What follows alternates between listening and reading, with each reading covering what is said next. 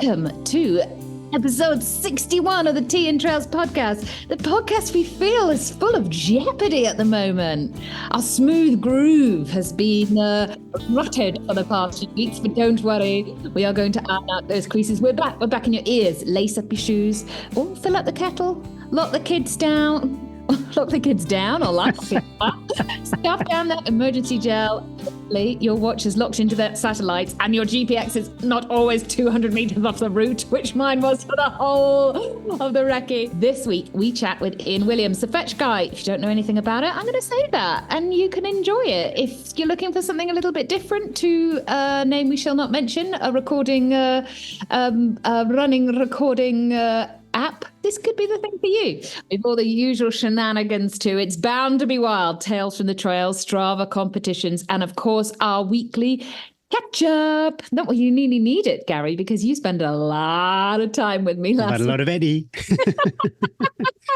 Talk about GPX. Wow, your Suntour was the only one that coped with the Northern Traverse Bile. It just crashed my watch, my Phoenix 6. I was the best navigator and the clearest navigator. I don't think I went wrong once, apart from when I was chatting too much and I didn't have alerts set on the navigation and then it would go off course. Anyway, let's talk about that later. Well, I've got to say, if I was a podcast listener, I've listened to a few podcasts in the past which have gone off the rails and then disappeared, and we missed a week. We were late one week. We didn't miss a week. We were doing other stuff. It was sometimes we actually need to do other. We were training. We were creating. I suppose my point is, from the outside looking at, think, the wheels have fallen. What's happened, those two? At last, Gary's found out the truth about Eddie's secret addiction to cream eggs. Big shout out.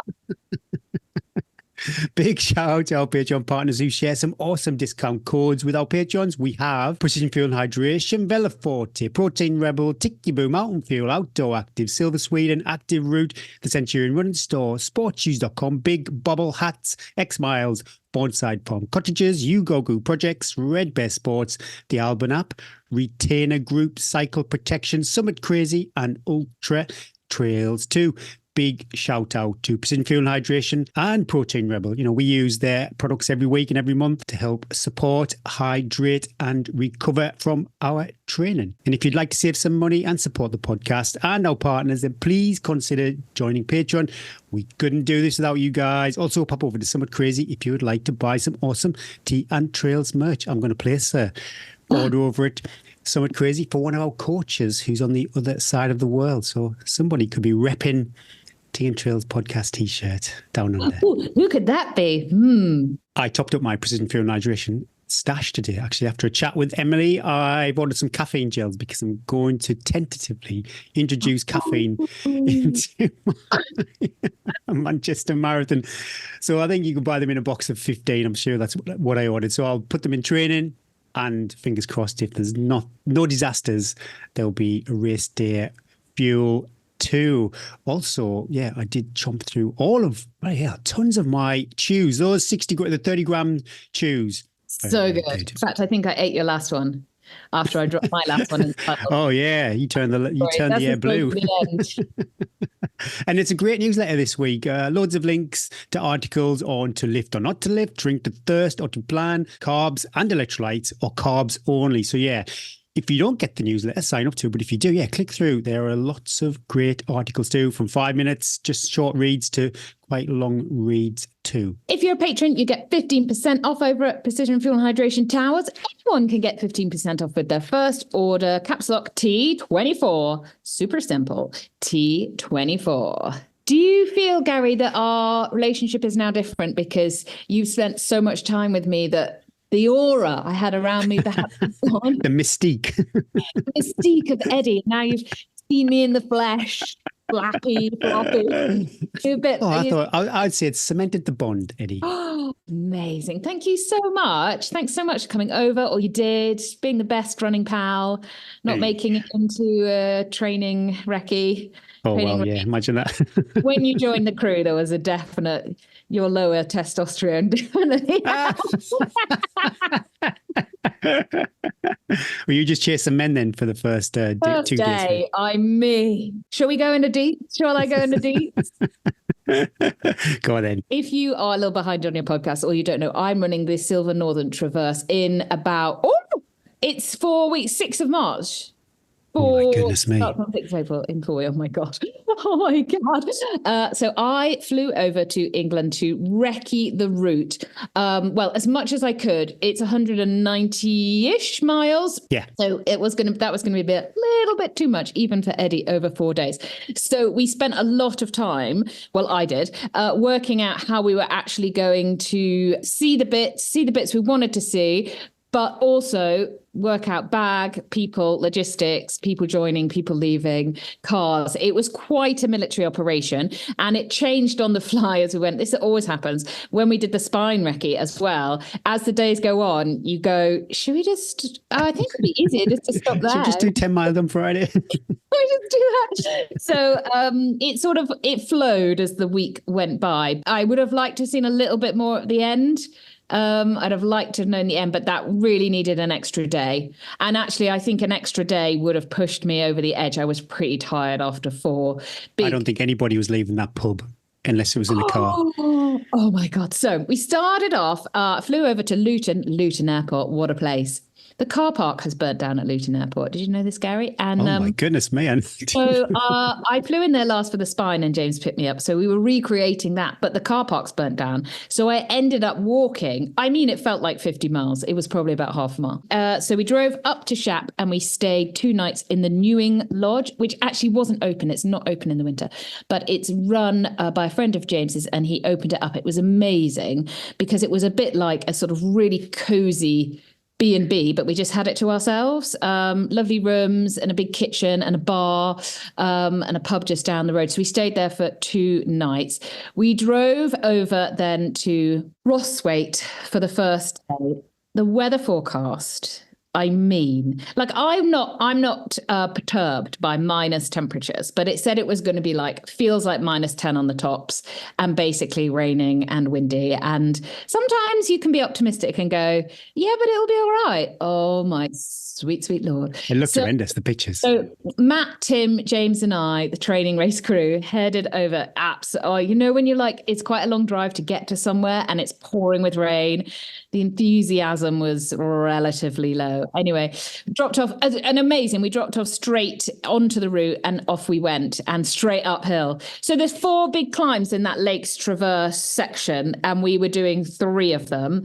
They're not super tough. They're not super steep, but they are quite long. And I was absolutely blowing out my arse up the first climb as the boys set off. I always struggle that first day when I come down from altitude with the oxygen. Remember wrecking the Lakeland 50 with Jason and Kim? And I it's horrible. It feels like I've gone to altitude rather than the other way around. So we're climbing. It's oh my God. Matt, our lovely guide for the first 2 days, he was chatting away and I was like,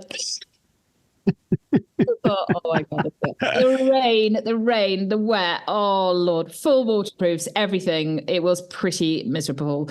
Great chance to check kit, but it wasn't the first 2 climbs. So we climbed up and went over to Patterdale. With recce's, we always you want to take your time, you want to fuel well, but you also want to make it a little bit fun. Otherwise it's a bit of a chore. Yeah.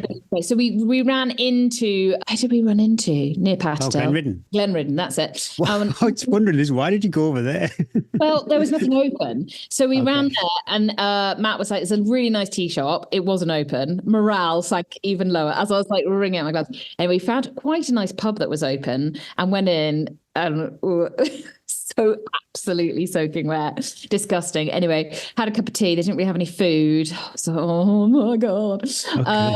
But anyway, it was always solved where we found a cheese pasty in a little postcard shop next door. So we ate that as well. And then there's another big climb out of Patterdale, but it's actually a really nice climb. It's quite steep to go out and then it's sort of like zigzag. And then you get a bit of running around the ridge and then you can see High Street along the top. So, nice. And then the rain stopped. So that was beautiful. The rain stopped, the sun came out, and Steve Ashworth, who does a lot of the filming and photos for Centurion, he was coming up to make some video of me. James, like, he just wants to get you running downhill. And I was like, oh, no. Anyway, it was so wet downhill and I had to put on my speedy pants. I absolutely smashed my big toe. I pulled the toenail like off the bed. It's black. It was so swollen by the time I finished. Anyway, he had this camera right up my butt cheek, so I couldn't do anything but like just carry on pretending that it didn't hurt, but it did really hurt. Anyway, a greasy, slimy, stony, I so many times went, I almost fell down. And then it's quite a long way. So we'd done about maybe like 20 miles. That was almost 9,000 feet of climbing. Yeah, big day the first day. It's a big day. And then it's a long way along Haweswater. And then you pick up like this like kind of little pass through woods and then a bit of road and then over some fields to Shap. It is that bit is almost out of the whole thing. I'm like, I reckon that bit could be a bit endless because you've still got such a long way to go. You've done a lot of climbing. Your legs are going to be tired and you've got to keep your wits about you because it's a little bit, the nav is a little bit tricky to get into Shap. So having done you always stay to will the water be on your right? Yeah, okay. Always to the right. I was the rear sweeper of that day. And so I was always the one like stuffing. That was when I just ate. I couldn't go for a wee. If I went for a wee, I think they'd have just forgotten about me and ran on. Oh, goodness me. I hate that. I hate that. I was really aware that I had 4 days and I couldn't wipe my, whereas everybody else, well, James is doing 4 days, but he's like some sort of machine. I didn't want to dig into anything. I wanted to keep it like super smooth, super easy. But my super easy was probably there like, we're practically walking, Eddie. What are we doing? But your super easy it was still record if you could sustain that over the whole race. It was still like, I was like, oh, yeah. And then they'd run ahead and then they'd wait. And then as I caught up, they would just take off again. Anyway, I was like, 5 minutes. Good training. Just give me a minute. So I ate a lot of Velo Forte shot blocks and precision fuel hydration ones because I didn't have time. If I messed around, they'd have gone. And then, quite a long run in Shap. So that day was 8 hours, I think, by the time I saw that in Strava. I was thinking, oh my goodness, what's in store? It was a long day, not helped by the weather, which then just the descending, you just have to be a little bit more careful. Not that the boys were careful, down the rocks. All week, though, you're super lucky because you had a headwind all week. Yeah. No, we had a tailwind on the day when we met you halfway and we were running over the lead mines. We had a few like bits on the track when I was like, whoop. Not too bad. But yeah, there was a headwind. Anyway, so that was the first day. So it was late. It was dark. The boys were like, we're not putting our head torches on. Absolutely pitch dark the last 5 miles. Can we just stop and get, no, we're not getting on. And these are all 40-year-old plus men, aren't they? It's crazy. I kept saying, if it was girls, we'd have start. We probably sat down, made a brew. We're not putting our head torches on. Come on. Anyway, we got back to Shap. Yeah, people were like, Scott, who runs the place, was like, it's been quite a long time, guys.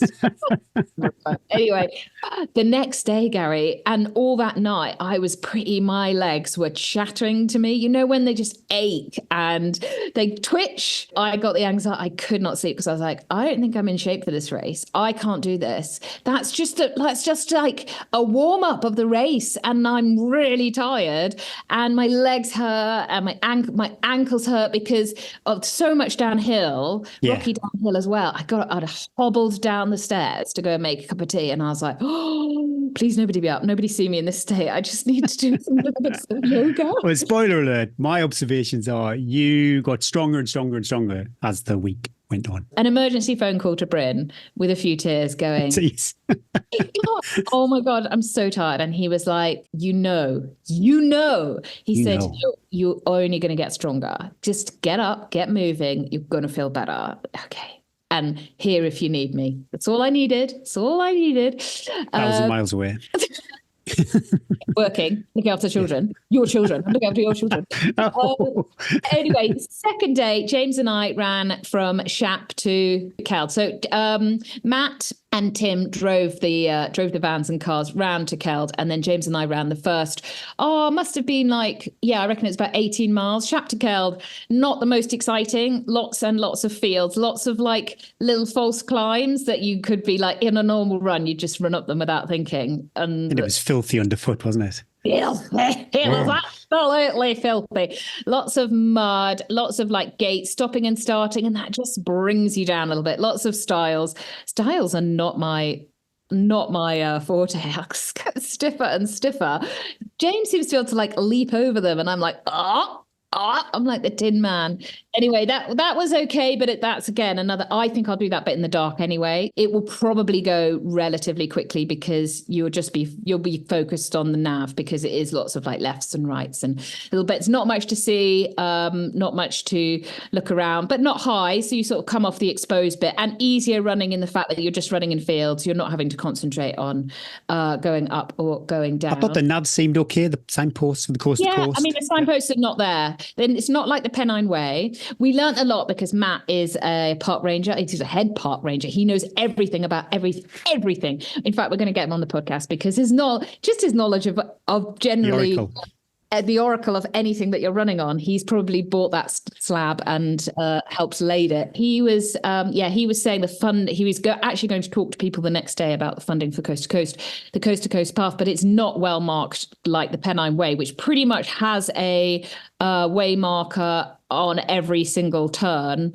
but the coast to coast is just a network of footpaths that isn't. Sometimes it does. Sometimes someone's written C to C on bits. Kind of have to work out where you're heading, and that helps a lot as well. We ran to Kirby Stephen, where again we'd been promised a great cafe. So I break these big days down then to basically get moving. First 10 miles, heinous, feel horrible, don't want to be there. Then start heading towards the cafe, feel better, really excited about going to the cafe, drink a lot of tea and a cheese sandwich, feel better. And then the second part of the day, everybody calms down a bit. It's good. We're running to the hotel where there's going to be a burger of some sort. Got to Kirby Stephen, a little bit confused about where the checkpoint was. The GPX was all over the place. I was like, I think someone will come out and find us, or it'll be marked, the checkpoint in Kirby Stephen. So let's not worry about it. Let's just get to the cafe, guys. Got to the cafe. Oh, it's full. There's no space. Joking me. We are not having luck with the cafes. But there was a Costa which was completely empty. So we went in there and we had oh my God. When you're hungry, best cheese toasty. I mean, it was just like white processed bread with cheese that was probably made 3 weeks ago. I don't care. And some salt and vinegar crisps, stuff of champs. Perfect. We often do this as well. James and I did this when we recce'd the spine, is that you get all warm and cozy in the cafe. You have a belly full of food and then you have to go out again. And the thought of going out again is heinous. And you feel rubbish getting started again. I do. I feel creaky and I'm like, I wish I hadn't stopped now. I wish I'd just kept going. It's really good practice for leaving checkpoints and also for arriving at checkpoints because we arrived at Kirby Stephen and I was like, I'm really hungry, get me a cup of tea.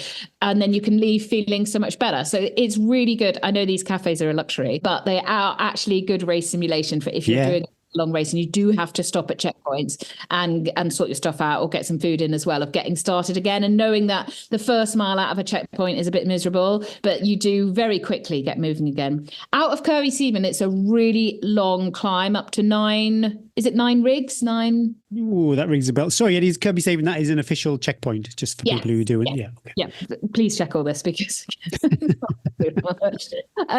up to 9 rigs. It is called 9 rigs, isn't it? Let me just check. If people are doing it, I would check that GPX file because it crashed, I think, everybody's watch. So check it on your watch or split it up into multiple files for the actual race, because that would be horrendous if you're all sitting on the start line and you've just got the wheel of death on your phone and nothing on your watch, sorry. 9 standards rig, that's it. Okay. 9 standards. So out of Kirby Stephen, we then climbed up to 9 standards rig. The weather was pretty bad again. Couldn't actually say anything, but it to know that there was that long climb because you've been running quite a bit from Shap and then a little bit of change of momentum and you can sort of get yourself going with a nice little power hike, easy climb, not steep at all, easy nav. And then you get over to 9 standards rig and then you hit what I would call the penis way again. It felt like that, really boggy. Nav, there's nothing to see. We were literally just bog hopping for about an hour. And then suddenly out of the bog we hadn't seen anybody. I mean, we had not seen a single runner, anybody, the occasional person walking a dog. Suddenly this very small person wearing shorts Yes, shorts and carbon-plated trail shoes. Who would this be? Who would be With out? like 3 mil lugs on them. Oh, wow. And the first thing he did was go absolutely flying. I was so pleased to see you because my GPX crashed. So I just hit the coast to coast and thought, well, if I head west, there's a good chance I'm going to hit these guys. But there's a few choices with the coast to coast, depending on the time of year. And you've got no landmarks or anything on that back, Yeah. but it's just like wide open moor. We just followed the GPX of the path. I mean, but there's no path. You're just like literally just like bog stumbling around. But it was amazing. And it was so nice to see you. It was great. The best just for you to suddenly appear. Gave you a big sweaty embrace. And then we moved on. Then it's endless. It's a bit endless down to Kelb. It was another, I think James and I did about 33 miles. I had sort of lost the I loved it. I'd only been running for long. Yeah, you were fresh, chirpy, chatting away. And I was just like running behind. You must have been like, Eddie's like, when you meet someone like she's totally I think that had settled by then. But I was definitely like, I'm not in this for the chat. Sorry, Gary. Gary, you must have been like, oh, gee, like so right, chippy. Right. I was chippy at the end. I wasn't too chippy, was it? Anyway, we got down, we took our little love picture on the bench, which I actually wet my pants laughing so much because go and have a look at this picture. I think I put it on Facebook. I didn't think it was that funny until you Gary, look, I look like I've eaten Gary. I don't know what's going on with my legs. They're really not that big, but they look like they've exploded on this bench. And you look like you're posing for your year 3 school photo. What yeah, you're doing? It's one of those times. You look really awkward. Like I'm sort of like really embracing you, and you look like Eddie. Who is this?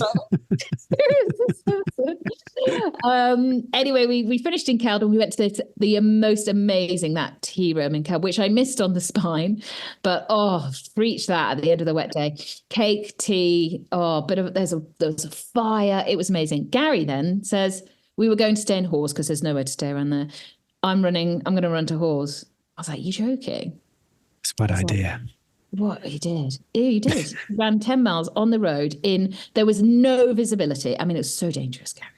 No visibility and absolutely pouring rain, but you did it. It was just grim. Matt said, it's quite a climb. We drove it in. Lisa dropped me off and I didn't think much of it really. I just forgot how much of a climb it was. But yeah, it just went up and up and up. But what I visualized, and I leaned on all those treadmill sessions, Eddie, all those 4 times 15 minutes, 4 times 10 minutes, whatever it was. And I just got in the little shuffle. Yeah, I pretended I need to eat and take a wee every time. I really just wanted to stop. But fundamentally, yeah, I did actually run all of it. But yeah, the weather was absolutely stinking. And I think we stayed in this bunkhouse, which was amazing in Hawes. Again, a really good find. Matt knew the people that run it because he works there. The Chapel Gallery. Yeah, definitely people if you're thinking of a recce or some kind of adventure. Or if you just want to have a weekend away with friends, the perfect place. It's got 2 big bedrooms, which must sleep about 8 people, a big sitting room, big kitchen, 3 bathrooms. And it's all like you can go in with like muddy stuff. It's like made. Yeah. It's brand new. It's dry and room. It was just perfect. It was perfect. But I did send you a message. I think 90 minutes I left you. And then I was like, you okay, Gary? You're right there. And as I think I sent it, you came through the door, bit of a wet rat. We were brave. And we went and had a curry in Hawes. But you rushed me. I couldn't even have a cup of tea. Oh, for God's sake. We'd been there for hours. Hours we'd been waiting for you. It's going to be quicker.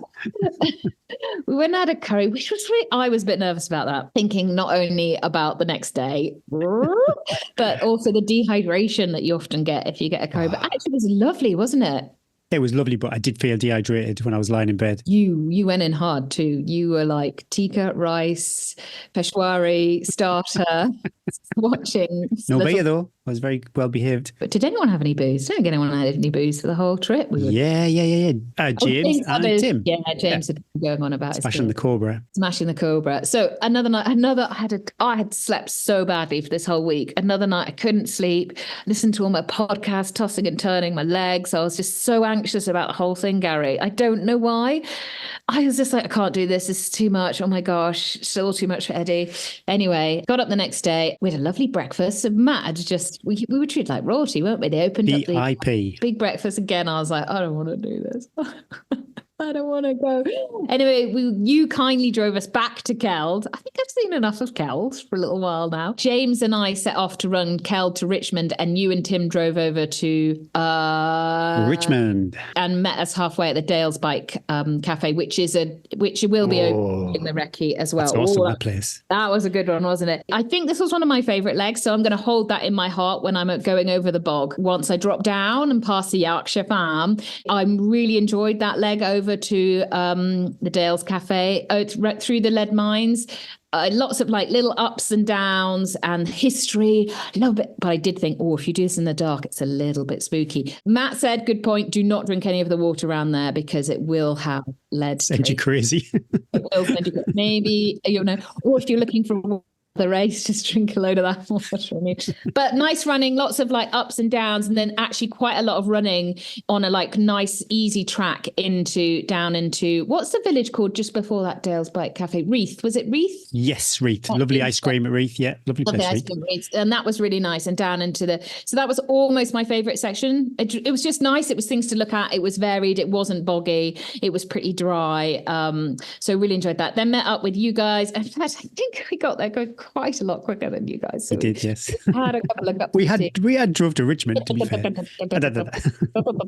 And then we all ran back to Richmond, and that is a slog, isn't it? That is like fields, mud. It was really muddy. James, I enjoyed it. It was quite runnable. You could, we weren't running fast. You could run a lot of it, couldn't you? But we kind of were a bit. I lose that energy in the afternoon as well, and I'm like, walk this. I think that's when my bladder kicked in. Lots of wheeze. Oh my God, let's talk about the middle-aged men just weeing. Like, I probably did one wee a day. Also, for a woman, it takes a lot longer to do a wee. So I knew I'd be like holding you guys up, or when I had to take all my kit off. And also, you have to find somewhere to go because you guys are all dirty dogs, and you'd all be like, whipping it out. I'd have to not when I was just with James. James has seen it all, and he was like, Eddie, you could have like gone off the path. I was like, I don't care, James. You've seen my butt cheeks many times. So you got, every time I turned around, I saw an aubergine. I was like, oh my God, guys, your bladders. Anyway, so yeah, it's a bit of a like muddy fields. Again, there's not like any landmarks or anything to tick off on that little bit, but then you do get up and it's a nice descent into Richmond, where I'd booked us a very smart I thought I'd booked us quite a nice place to stay, but it was a little bit I had the best night's sleep ever in that James went on and on and on about your ability. You literally, again, I couldn't sleep, awful, so tired by now. You went to sleep at 8:30, and didn't James have to wake you up at 7:30 and go, look, time to something like that? Well, I don't want to throw him under a bus, but Tim might have snored a little bit in kept me awake. I wasn't too sure if it was Tim or James, but by process of elimination, James didn't snore in Richmond, so I can only assume it was Tim. But yeah, wow, sensational sleep. I had to be with a lot of boys all week, a lot of aubergines, but I did get a room to myself every night, which was a bit of a luxury. I did say one of you guys could have come in with me, but neither of you seemed very keen to not a lot. And then our last day was we planned to do a bit of a drive over to Osmotherley. Just before, a little bit before. I can't remember the name of the village, but yeah, a little bit before. Inglebury. Made sense, actually. Inglebury, something like that, where we were meeting Jason and Kim Cavill, and Kim was going to run with us for the day, and Jason was going to run bits because they've got a new puppy as well. Moss. So Beautiful. Moss, that was a highlight. Moss was the best training partner, apart from he almost tripped me up and killed me many times. It was the first time he'd ever run, and it blew his mind. So he kept going. He was herding us. Did you notice? He was running to the front and then running to the back. Yeah, and then run to the front and go, guys, stay together. So it was lovely to have fresh. James decided to bow out of this day, so it was just me, Gary, and Kim. The absolute dream team with a little bit of guest appearance from Jason, which was lovely. You are the best pal to run with, and Kim. We were just like lovely chat, running along. So you follow the Cleveland Way, much easier now because you can just really well signposted. through some woods to start off with, and then we were going up and on the moors. We were dry, our pants were dry-ish, a bit of sweat. But it was beautiful. Kim had run the route loads of times, so she was like pointing us out all the bits. The weather was due to get bad in the afternoon, but we couldn't believe it, because it was I didn't want to believe it, Eddie. I couldn't. I couldn't believe that it was going to get horrible. So we did the Three Sisters, and we dropped down off that, heading up towards, we just done Lordstones, haven't we? And we'd come off the back of that. A good bit to practice, and if you don't have time to practice, just go through the middle of those rocks. It looks like there's paths either side, but it's super easy just to find your way through the rocks. Drop off that, we'd come down, and we were just heading up towards Blakey Ridge, where we met a listener, Sophie Tully. Hi, Sophie. So nice to meet you. She was out on a recce run as well, but heading the other way. So we had a quick chat, bit of a photo. Gary insisted, let me get in the middle of you, girlies, come on. And she was like, it's pretty wild up there. And we were like, yeah. We stopped, didn't we? Because we stopped to have a sandwich, and we put on like a waterproof layer. I just put a waterproof jacket on. I hadn't put my waterproof glove. This in the style of Michael Burke, 999. This is where they made their first error. I should have put my big gloves on. I should have put my lovely core fleece underneath my waterproof. Kim didn't put any gloves on all day. She just pulled the sleeves. My hands. Oh my God. Anyway, so we climbed up this last bit of climb, got up onto the moors. I saw some other guys coming down, and they said, oh, it's pretty wild up there. And I was like, yeah. You guys don't. Yeah. I've done the spine. Have I told you that? This isn't, well, it's then once you climb up, I didn't realize how long we still had to go to get to this pub, and how much running it was. And then the weather came in. Oh my God. The weather came in. It was like, it wasn't snow. That's not snow. It was pleasant. It was like a hail, and it was across us. So it was like into our face or across. I had to keep like pulling my hood. It's hurting my eyes. It was hurt and if I looked up, oh my gosh. And I should have, Gary, I should have stopped and gone, I had some lovely Montane mitts in my bag. I should have just gone, I'm getting those out now. But I've gotten that. I would have if we'd been carrying on, but I knew we just had to get to the pub. But I didn't realize it was 7 miles to get to the pub. I thought it was like 2 or 3. It was a little bit further. And I had to just put my head down and just was like, if I don't run this, I mean, I felt like we were running it quite fast. We weren't really, were we? But it felt like we were. Oh, I think in relation to how much we ran earlier, I think it was like 9.5 minute mile in that last 5 miles. Yeah, I definitely felt the pace pick up. Eddie decided it was. But do you know what? Conversation stopped. Totally stopped. Totally stopped. There's no way. But it was that hour was worth all those 4 days, because my chimp in my head went absolutely crazy. He went bananas. He was like, I can't do this. Oh my God, this is horrendous. I don't want to do this. You're going to have to do this in the race. It's going to be awful. Just stop. Just start whining. And I had to, you can't get to that place in training very often, because you have to run 105 miles before you get there.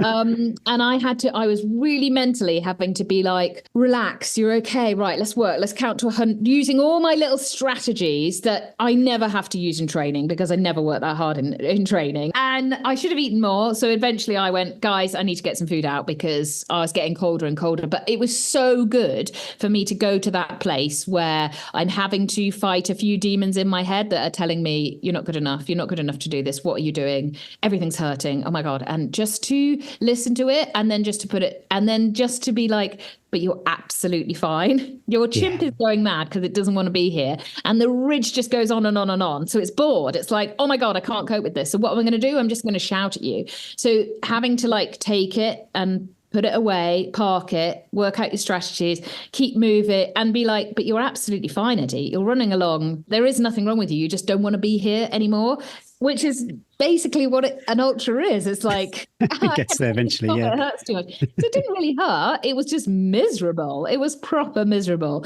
but it was so good. And I tell you what, going around when you were like, that's the pub, and Kim was like, no, it's not the pub. Oh, my heart broke. Like, can't catch a break. There was a moment when we did stop food. I had 2 shot blocks left in my little sandwich bag, and I pulled the bag open and they fell out into the puddle. And I swore like bad swearing. But you know what I did? I picked them up. wiped them off and ate them because, I ate some M&Ms that had sheep poo on them. I definitely ate your M&Ms that probably had your poo as well, I think.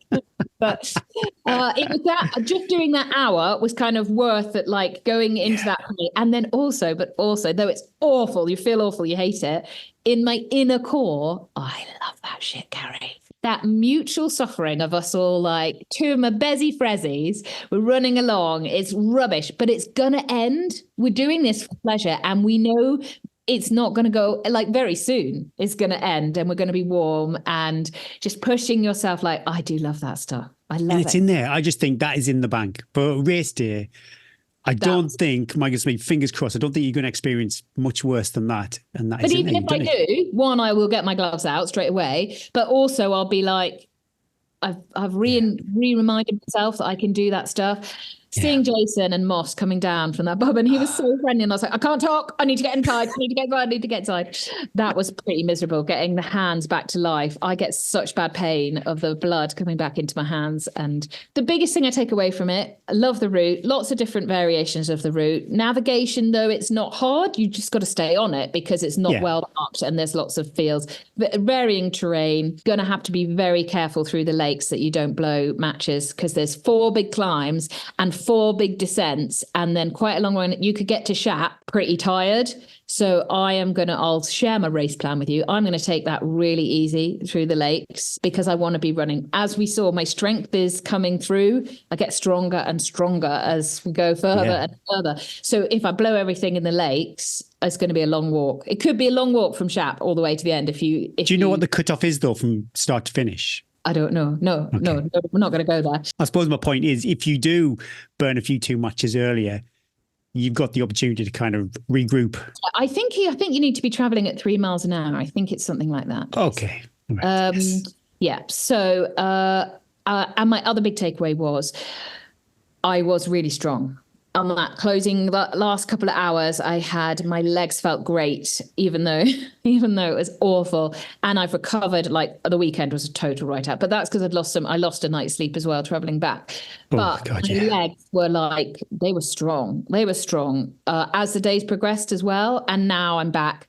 I'm tired, but that's more from being away and catching up on stuff and life. So all that anxiety over the week, if I can't do it, I'm totally capable of doing it. I just need to manage myself, like manage my fueling and run my own race, my own run. And anyway, thanks you to everybody, Tim, Matt, James, you, Kim, Jace, who came and helped me and did so much driving and tea making and I had a blast. I loved it. Oh, it's great. There isn't. Oh, I won't. And those recce's, even though like they're a bit of a luxury, they make such a difference to a race. I know 105 miles of that course now, but also I've got memories on the course, so I'll have little smiles where we met you, where we dropped you in Keld, where there was lots of weeing, where there was lots of laughing.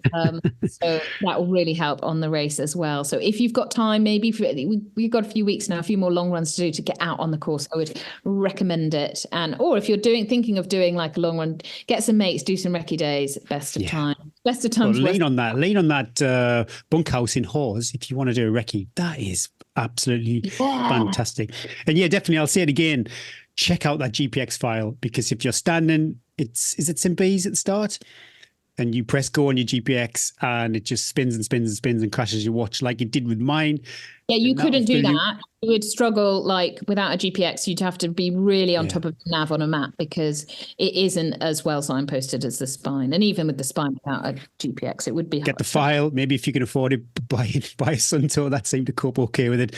Break that file up. And also, you mentioned you had all of your sweets in a Ziploc bag. That comes up quite often. That's all I do. I decant everything into a big bag. Otherwise, I'm faffing on opening packets and stuff like that. I know it's a bit admin, a bit geeky, but the sandwich bag is the absolute. And also, I find that especially when you're doing like the technical stuff in the lakes you just want to shove it in your mouth. I like to hit the shop blocks early in the day, in the morning, when you've had your breakfast and you're not super hungry. And then I move on to solid stuff. I make sure I have a lunch And then I move on to solid stuff in the afternoon, and that's it. And I would probably repeat that process even though I'm running for multiple days. Is that I get to a checkpoint, I'd have a meal, and then an hour later, as I'm leaving, I just hit the shop blocks again when you don't actually, once your tummy is still quite full. So again, it's what recce's are so good at, working out. Did we all spectacularly dehydrate ourselves over the period of a few days? I didn't drink enough. Just super cool. Oh my God. James drank 250 mils on the first day and a black coffee for 8 hours in the hills. Anyway, it was super fun. And it was so nice to have time with you, Gary. It's very weird, our relationship, because we know each other. Oh, I didn't think it was that weird. No, but I've only met, I've only been able to touch you twice. That's enough. I know, but we know each other, as well as, your best friend. On a week basis, depending on what shift Lisa's on, I'll probably talk to you more than I would talk to Lisa, which is quite bizarre.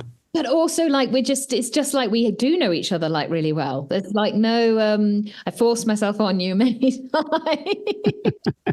I love it. It's his mates. Love me, Gary, love me. Pull me up this hill. It was lovely running with you. You're a great running pal. Nice and nice. No, there's no testosterone. Just one too many flashes. I'm not too sure that's a compliment or not. No testosterone. Absolutely, it's absolutely a compliment. You are. If anyone wants a lovely training partner, Gary's there.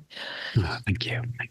I had a blast. I'd not really spent much time with Kim and Jason, and I was a bit of a fan of the British ultra running podcast. So I was a fanboy, and I've seen Matt in many a car park supporting people's Bob Graham's and other massive challenges. And I remember Tim from Dragon's Back Race, but I didn't join the dots until I was like, God, I really recognise your face. And then I think after about 2 days, I was like, oh yeah, it was the Dragon's Back Race. I'm like, I think he said I handed you a bag, and you were that's like, right, yes. yeah, right, you did. Yeah.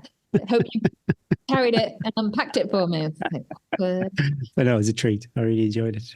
Oh, wow. I'm trying to reflect back on what I did, because it's almost like 2 weeks of running. So I completely sacrificed a week of marathon training. But I did three long runs. Can't argue with that. And I did squeeze in a session before I met you on the Tuesday. I did 8 times 1K. And I remember looking at your workout. I think you were saying 355s a K. So I deliberately tried to beat that.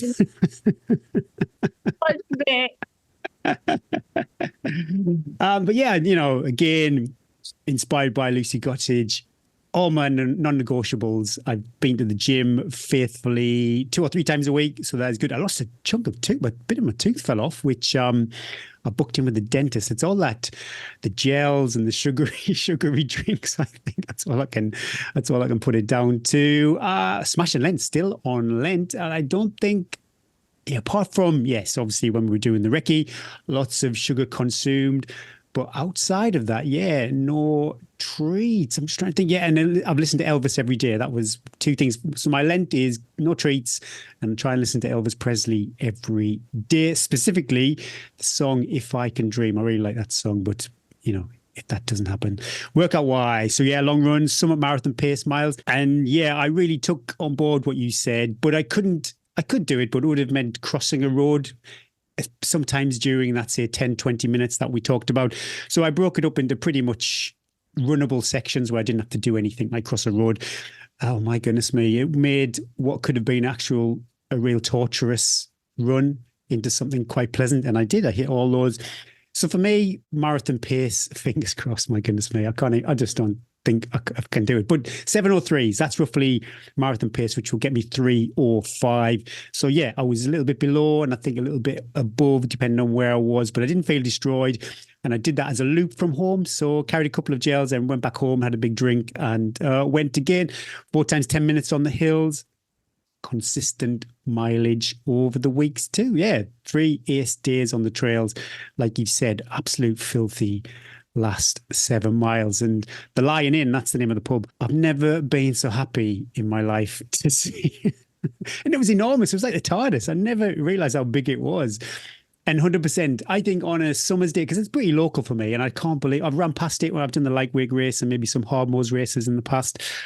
Maybe hard-nosed, I'm not 100% sure. But that train track, how miserable it was when we did the recce on a lovely summer's day. that would just be a dream. So I'm already had a chat with my friend Aaron yesterday. I bumped into him on the trails, maybe cooking up a little summer adventure on the moors and have a nice little summery pint. I'll tell you what made me really sad as well is when we got in the pub and you were like, Jason and Kim kindly took you to go and meet Lisa to go home, and you were home and I had 24 hours worth of travel to get home, and I was like, oh my God, I just want to be at home. I gotta go fly and transfer. It was such a long journey home, and by the time I got home I think you guys had like done another lifetime practically the next day. It felt like that, yeah, but I had no electricity, so I was pretty stressed out. But yeah, just like yourself, so the weekend after that, I was supposed to do cross country on Saturday, but I just couldn't do it. I can't remember what it was. It wasn't the fact that I was pooped. I don't know what it was exactly now. I can't remember, but I didn't do it. Luckily though, Sedgefield Harriers did a sensational job without me there. And I think as the fixtures, there's only a couple left now, I think we might be okay. If we can get a full team out for every fixture, we might be okay. But I was just pooped all weekend, and I didn't. But I did a workout before I met you, 3 big days. So I thought, this is the time when you just need to listen to your body and recover. I did a couple of miles. I don't think I ran at all on Saturday. I just walked, and then a few miles, just jog with Rex. And that was that. I got my Scott Supertrack Speed RC review out, which awesome shoe if you are running on muddy trails. I wouldn't want to do a 50k in them. There's not a lot of cushioning in the midsole, but yeah, big 7mm lugs, super grippy. And then also, which I am like mega excited about, I've been sent a pair of the Ultra Mont Blanc Carbon, the new shoes from Ultra. They're not out yet. So, well, I think they might be out now or this week. Super excited about that shoe. That might be, I really love the cushioning on the New Balance. I know the grip wasn't so good for muddy trails. I mean, I did a few slides, but you were like every 20 meters. You were like, I had the ride of my life. Or maybe I think actually you were just trying to grab hold of me, and so you just were like, rumbled. Yeah, muddy trails, those New Balance aren't good, but that fresh foam, oh wow, it is just delicious. I absolutely love how soft it is. I was thinking that like your trainer, you could change your trainers on the Northern Traverse like 3 times, because you could have you could have like a really nice grippy, don't need much cushioning over in the lakes with lots of climbing and descending. Then you could change to a bit more lugs for the grassy, muddy bit. And then you could change to some, if it was dry over the moors and stuff, you could almost have like a very low, a carbony, foamy, big, comfy shoe for the last section. I won't, because that's way too much admin to go into it. But you could. Well, on the Cleveland Wear, where mine again, I just use the same shoes all week. They came into their own there, didn't they? They must have been like super comfy on those trails. So I'm excited about these Ultra Mont Blancs. If they are as comfy as the New Balance, they could be Lakeland 100 shoe. I think just those carbon plated shoes, when you get a runnable section on the trails, they just come into their own. Or a little bit of climb that you run up, and it just gives you that little bit of feedback that you just got that little bit of extra bounce back. But then no use for you need to be running in them. You've got to actually use the carbon to actually get them back. Well, that's why I think Lakeland 100 it really works. I used the Hugger Tecton 2 last year for the Lakeland 100. And they were great for that. Yeah, Lakeland 100, there are some, there's plenty of walkable parts. I mean, if you're moving well, there's a lot of runnable sections too, especially that last kind of 10 miles. Once you come out of Ambleside, climb the hill and down again, whoosh, if you're moving well. Yeah. I look forward to seeing you whoosh on that section. I thought I was whooshing until I saw the video evidence in Coniston when I wasn't whooshing at all as I came into the finish. But yeah, really excited about this shoe coming soon. Brew with Coaches. Don't worry, everybody. Brew with Coaches is back. It's back next week. We've got it all sorted. But so we got a couple we didn't do last time. But if you're a patron and you'd like to reach out to Trish, Russell and Rebecca, I can't hold the accent, email hello@tntrails.com, especially if there's anything Rebecca likes them. Not too medical. She doesn't like to give specific medical advice. But if there's something that a doctor would be good at, having that little bit of extra medical knowledge, she's always happy to like that. So we're recording next week. We've got a couple in the bank, but if you've got anything else, fire them off over the weekend to hello@tntrails.com. This week's interview is with Ian Williams. Ian's the founder of Fetch Everyone. Fetch Everyone, yeah, they are the OG of the online running community. You can log your runs, read blogs, dip into the forums. There's galleries there too, and loads of bits and bobs to keep you occupied. I had a great chat with Ian. Hope you enjoy our conversation with Ian Williams.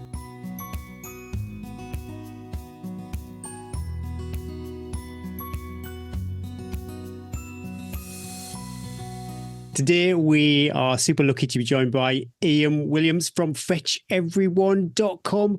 A lot of you might have seen the red and bright yellow, or the lime green, Ian. You can be the judge of that color wave. I'd say yellow, yeah, bright yellow, and with a little bit of white in there as well. Just a whole random mess of colours. With 20 years, wow! Is it you modelling the T-shirt on the opening page of the? Yes, without the beard. Without, I was. Wow, what does that feel like sitting here now, reflecting back on 20 years of Fetch Everyone? Exhausted. No, it's been a really wild journey, and so many ups and downs. Just constantly feel lucky to be in this position where I can just spend my day doing pretty much whatever comes into my head to do from one day to the next. I often don't know. I know that one of the questions that people often ask is what does the future hold? And I don't really know. In all honesty, so I don't know what I'm going to do for the rest of this week. It's sort of, I just awesome. kind of float through the whole thing. So, but I just feel pretty lucky that I've been able to get here despite a few bumps and bruises along the way. And is this full time for you? Yes, it is. Yeah, since around 2007, I think. We'll get into that, but first question we ask all of our guests: where are you? What's the view from your window, and have you been for a run today? Well, I'm in Bedfordshire, just outside Bedford, a little village called Bromham, and I'm in my garden office at the bottom of the garden. So I'm actually just looking at my house, and I can see the bird table. Sometimes the dog is looking at me through the patio doors. Oh no! Stop! Let him in. Yeah. But no, he's probably curled up on the sofa somewhere at the moment. Is the dog allowed in the garden office? Oh yeah, he's got a bowl in here, and he's got a bed under the desk. But he quite often will walk into the bed and just scrabble everything out onto the rug, and he just has his own particular ways of, his own feng shui. Oh yeah, I get that. And that's perfect. We can carry on the interview. If you said no, I'm sorry, the dog's not allowed in the office, we would have been like, you're not for the podcast, really. The internet's not working. Oh no, he's a lovely boy. He gets lots of leeway to do whatever he wants. And have I run today? No, I haven't. I've been busy, but yes, I might go after we've done here, depending on how I'm doing. But it's super windy, so it is. It feels like, I'm not too sure if you're ready, but it feels like it's been windy for all of 2024. If it hasn't been really cold. Yeah, I look at the temperatures first, and the temperatures like, they're climbing, and then you look down at the wind row on the forecast, and it's like, oh, blimey, the wind is coming up as well. So you've either got to be cold or you've got to be blown about when you're out there. So, but you just got to get on with it, really, haven't you? So I need to pull my finger out and get on with it today. And my ear picked up a Welsh accent there. Is that correct? Yes, absolutely. Yeah, it gets more pronounced when I'm excited or drunk or watching the rugby or anything like that. But good rugby game, wasn't it? It was a good rugby game.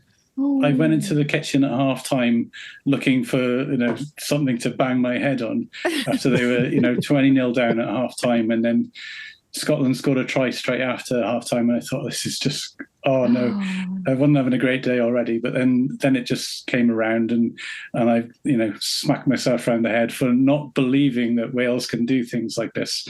And they didn't totally pull it off, but they always got a little trick up their sleeve somewhere, even if you have to wait kind of 20 years for it to happen. Yeah. Awesome. I'm curious, what are your local running routes, trails like local to you? Must be honest, and this might be another thing that gets me kicked off the podcast, but I'm more of a road person. I can explain. I can explain. We're not judgy. There's this sort of, I think they call it running flow, where you can just get into this kind of almost kind of like a trance-like state where you're just repeating that one motion and everything is flowing around and around, and it feels like you could just carry on moving through that landscape forever, and it just feels like everything is in equilibrium. And I get that from tarmac, flat surfaces, stuff where I don't have to worry about where my feet are going. And whereas on trails, I don't mind them, but I find I'm constantly, rather than enjoying the view, I'm thinking about where my feet are going to go next. I hear you. So that's another thing I need to get my head around as well, because I've got a race coming up later this year where I probably will have to do a fair bit of trail running. Come on, spill the beans. Spill the beans. What's the race? It's Escape from Meriden. So I mean, I can totally make up my own route, so I could just do entirely roads, but I am going to try and get a pretty much a straight path. It's a little village called Meriden. It's called the centre of England, but it's not. It's about 10 miles away from the actual, nerdy centre. But that's their branding. And so you start there, and then they blow the whistle at midnight, and everybody just goes whatever direction they want to go in. And you start in orange boiler suits, themed as a prison escape, but in reality, I think it'll just keep the rain off for a couple of hours. So it's kind of just outside Coventry. Yeah, it'll be my first ultra as well. So all the cards on the table. In a jumpsuit. I love it. First ultra. Well, I don't know how long that'll last, but we'll start off like that. So you drop there, and you've got to make your way a certain distance, or as far as you possibly can within a certain time. There's no fixed distance, but there are medals for 30, 60 and 90 miles away as the crow flies. So you can't do in a big loop and come back to Meriden. Yeah. You'll get nothing at the end of it. Yeah. You have got to. So that's why a straight line for your route is the best policy, really. But obviously you've got to factor in things like angry busy roads and where all the stops are, because you're running through the night, and you can have a support crew, but I'd like a support network of McDonald's and petrol stations and places where I can go and fuel up. A support network. I love that. A support network. Okay, well, that's where you're heading to. But yeah, what is your journey into running? My earliest memory is doing the 100 meters in school in the first year of comprehensive. In my entire year group, I was second from last, 19.94 seconds. God, you remember the time? I love that. Yeah, and I don't think I've ever beaten it since, really. It's pretty speedy, really. That sounds quite quick. You had a speedy year group then. Well, I don't know. I think there was one kid who did it in about 12 or 13 seconds or something like that. And I got to the end, and the PE teacher was there pretty much smoking cigarettes and sort of deciding which ones were going to be his favourites for the next 5 years. And I wasn't on that list. Yeah, it's weird how I must have had some kind of enjoyment of running that was deeply hidden at that point, because he certainly didn't bring it out of me. But a couple of years later, we started going to do, there's a track in the town near us, and we went and did some training sessions with the athletics club. And again, I was kind of, with kids of my age, they'd all just go legging it off. And, there's kind of lampposts around a track with lights. By the first lamppost, I was last every single time. And so I went a couple of times, got a bit disheartened and stopped doing it. It was never really, I've never had anybody sit there and say, look, it doesn't matter what speed you're going to go at. You just kind of, you can go at whatever speed you want and just go out and enjoy it. So it wasn't until 2003, I was playing cricket and not hitting the ball very far, but I love cricket. I wasn't able to hit the ball very far, and I thought, right, I'm going to get down the gym and get some big muscles so I can be better at cricket. And as part of the induction, they made me go on the treadmill. I didn't want to because didn't like it. Don't make me. But I gave it a go, and within a few weeks, I was just doing the treadmill at the gym, and then got into Great South Run, Cardiff 10K, a bunch of other stuff, and realised that, yeah, once you stop worrying about what the fast kids are doing, you can just enjoy it for what it is. It's been continuous since then, really. unwittingly tricked into becoming a runner, Ian. I love it. Just get you down the gym Yeah. on the tread. Okay, but then fast forward quite a lot actually. Then what motivated you to start Fetch Everyone, and what was your goal? I had the website registered for a couple of years before I started running. It was going to be something completely different. What was it going to be? A dating website? Fetch everyone. Just everybody. No, it was going to be a party in Caerphilly Castle in South Wales, and maybe we should still do that. But the origin story is I watched the film Leon with Jean Reno and Natalie Portman, Gary Oldman. Yeah, yes, got you. Yep. And there's a scene in that where Leon and Matilda are holed up in their apartment, and Gary Oldman sends a load of police in to try and get Leon and Matilda out, and he kills every single one of them. So Gary Oldman turns to his second in command and says, "Bring me everyone." And that line stuck with me. And I was watched the film and I'd drunk about 2 bottles of wine, so I completely misremembered it. And the following morning, I registered Fetch Everyone and thought, oh, cool, that would be a good thing. We'll have a party in a castle. But that never happened. I don't have enough friends.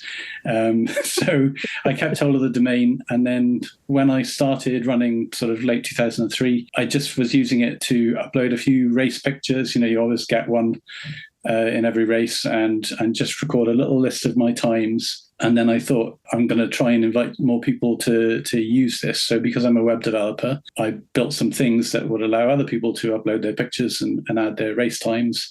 And all of a sudden, we got leaderboards, we got competitiveness, we got feature requests, we got all sorts, and it just really snowballed from there. So it was just something to help me initially. And then I thought, well, other people might like this too, because there was, back in around that time, there was nothing like it at all. There was no Orange website. There was no Facebook. There was no nothing. And what has it become? We talked right at the start about the 20-year anniversary of the webpage now. What would people find now if they're going to go, they're running along now and they're like, oh, I don't know, what is this? They click on Fetch Everyone. What are they going to find there now? Party invitation? No, maybe not this year. No, but so we've got a kick-ass running log where you can connect your Garmin, Fitbit, Coros, all the main watches. So you can import your training, and you get a load of analysis for each run, and then you get sort of grouped analysis, so you can look at your week or your month or your year, and it'll generate you a nice infographic. You could just look at your cadence, and it would analyze your cadence. So you could say, like, when you're on a 1% gradient, this is how much you slow down on average, 2%, 3%, 4%. So you can see how you're doing on inclines, for example. And then you could get like an overview of your heart rate. So how much time have I spent in zone 1 to 5 this month? Just a whole bunch of stuff. Every time I think of, like, oh, I wonder whether that would be useful, or why is this happening to me when I run on this kind of terrain or whatever. I try and then do some sums and build a tool, and then share that tool with whoever wants to look at it. Some of it's useful, some of it may not be useful. Yeah, and then we've got a forum, we've got dozens of bloggers, we've got race listings. We've got GPS-based games. We've got a route plotter. I love the forums seem to be like super popular, thousands and thousands of comments of different people start up a thread, and then I love everybody jumps in, different opinions, different. You don't oversee all those forums? Oh, wow. I don't read them all. I don't read every thread, but there are sort of mechanisms in place where people can report someone, like, someone's made a snide comment about someone else, so they'll let me know, and then I'll pop into that thread. But most of all, I'd say there's probably a couple of threads where things get a bit heated. I bet. Oh, can you just send me a message when that next happens, because I love those bits. Oh, well, you can pretty much drop into the politics thread anytime. Oh my goodness me. No. Yeah, I wouldn't even have that thread. Well, I leave them to it by and large, but it's probably probably the one where I've had to remove most posts because people get a little bit too sensitive with each other about it. I would say it's like a running club with all the extras thrown in. There seems to be like a lot of supportive people. There seems to be a lot of people that sort of know each other virtually. But there's also all the extras of like, you know, you might go to running club and go, does anyone know I need to find a local half marathon or what's happening this weekend? But it's all sort of there at your fingertips with a load of people that probably know a lot more about all that sort of stuff than perhaps Gary down the post office or whatever. Is that Yeah, I mean, there are a lot of people with a lot of different sort of expertise areas. So like our forum initially was probably like, you know, how am I going to run my fastest 5K or running focused? And then it slowly spread out into, for example, people with elderly parents to look after. There's a thread where people talk about that and share their experiences and support each other. And there's a knitting and craft thread where people swap ideas and cooking and all sorts. So training plans, lots of ideas, loads of like every single way you could probably train. Actually, if you're looking for a training plan, it could be quite overwhelming as well because there's like so many different ways, so many different ideas on how to train, people asking questions about how to train and people giving ideas. It's just a wealth of knowledge. Yeah, I mean, I'd like to think that people come for the analysis and the training information and things like that, but then they make those friendships and find that support, and then it becomes a bit more to them than that. I mean, there's only so much time in any day that we can all spend running, even though we'd like to probably do more or should do more in my case. But yeah, it's those other aspects of the community that keep people coming back on rest days and, you know, several times a day, that kind of thing. You mentioned friendships there. Have you seen any friendships blossom into relationships and fetch marriages? Well, my wife registered on the site before we were married. You're right, Eddie. It's a dating site. I knew it. Yeah, and we've had at least, I'd say, 3 or 4 marriages as a result of people meeting through the site. We've probably had a few divorces as well. So, you know, flip side, people do meet up as well. So you find people in your local area and you just get together at like a park run or a whatever, or a cake shop. And yeah, hopefully we've helped lots of people, you know, find friends. Absolutely. What sort of we talked about it being your 20-year anniversary, and I listened to the Marathon Talk podcast you did when it was your 10-year anniversary. Oh, wow. And what sort of changes have you seen? Maybe it's too big a question for over the whole 20 years, maybe even like in the past few years, have you seen on the webpage? Well, there's one big whopper in between the 10 and 20. Just a little bit of history here. In 2007, I was approached by Hearst Magazine's Runner's World, and they wanted to buy the website and employ me to run it. Okay. So from 2007 through to 2016, so kind of 9 years in the middle of this 20-year journey, I was actually doing this as an employee of Hearst, and they owned the website. I can't complain about how they treated me because they pretty much just ignored me for 9 years. My dream job. Yeah. But they paid me and left me alone, really. But end of 2016, I got a phone call, and they must have sort of seen my name scribbled on the back of a napkin or something and said, "Who is this guy?"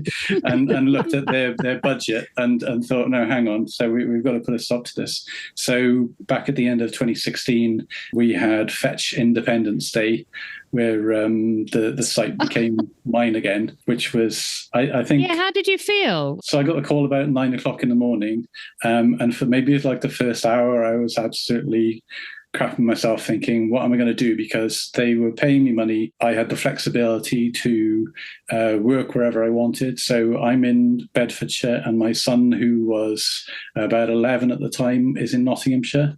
And every other week I go up and have time with him. And so I work there or I work here. And I couldn't imagine any other kind of job that would let me work from home in 2 different locations Yeah. with the flexibility and with the fun that I was having. So initially just really kind of worried about it.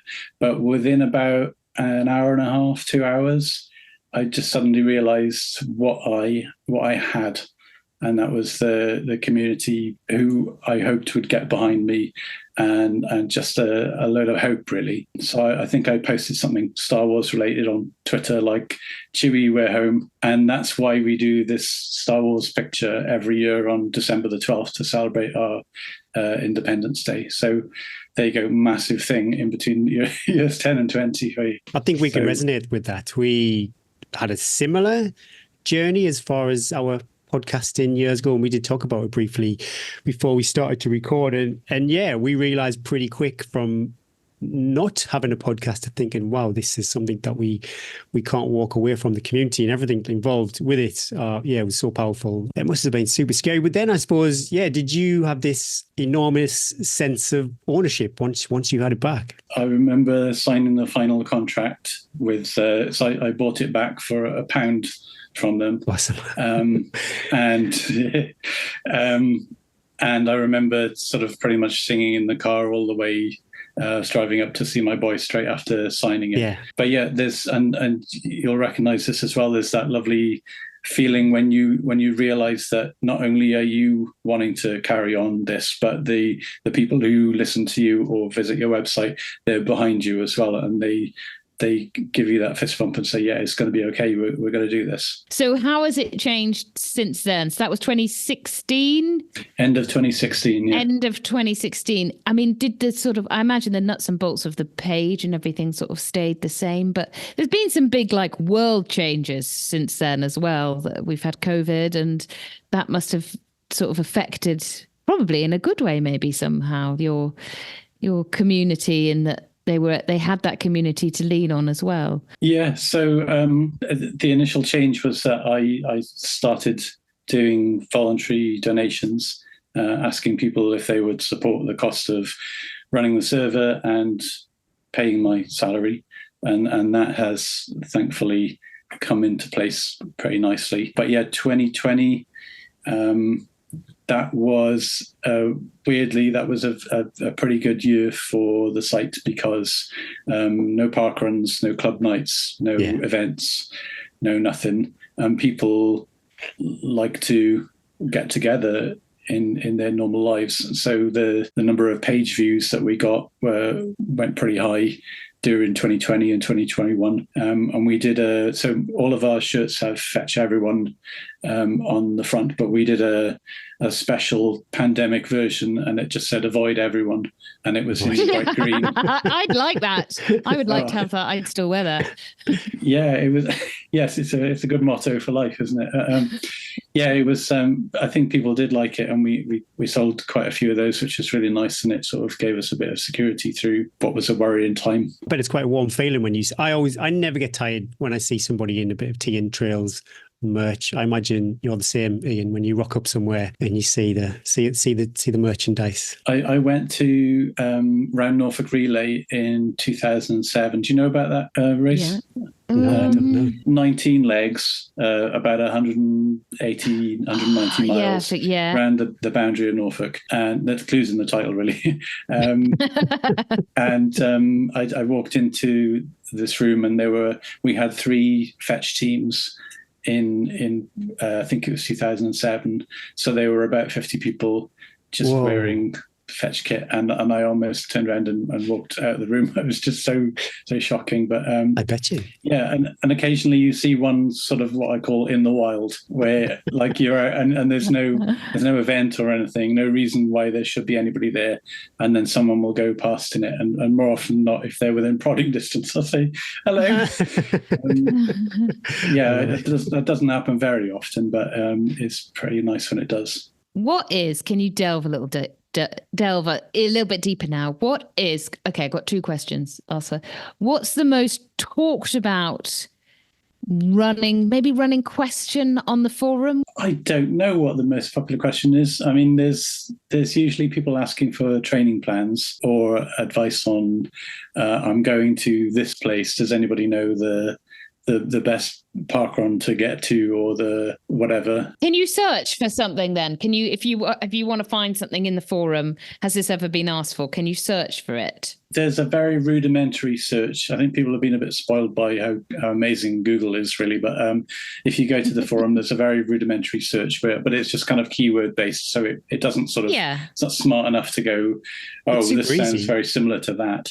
I looked at it earlier, and my local parkrun's on there, and also I went to Keswick just to see about any Bob Graham leg routes on there, and yes, they're all on there. So if you are going away for a weekend, and you don't want to go to, like, say, multiple websites to get this information, I'm pretty sure this is like a one-stop shop to, I don't know, if I went to Luton for the weekend, then I'm pretty sure I could find some running routes that would keep me super safe. Yeah, I mean, I think over 20 years, either me or the people who use the site have come up with most of the things that people want to know about, and they've said, can you make a thing for that? Like, I'll make a thing for that, and then they populate it. So I'll make a thing where you can store and share your routes, and then they come in and store and share their routes. And the race listings as well, that's all generated by the users. So I don't very rarely add any race listings myself. So, and that's one of the ways I get around the fact that there's just me. I try and sort of give the power to the community to make it what they want. So we've got a feature request system where they can put a feature request forward, and then everybody else can vote for or against it. Ooh. And that helps me to know which things are most in need and most popular, and which things I might think are great, but people just, not interested in it whatsoever. So I've got a feature request. Maybe it's there. Maybe I've not seen it. I'll have to email it in, Ian. And you said, it is literally just you then. There is no team. Eddie and I, we've got producers and everything behind the scenes here. It literally is just I can see them in the background there.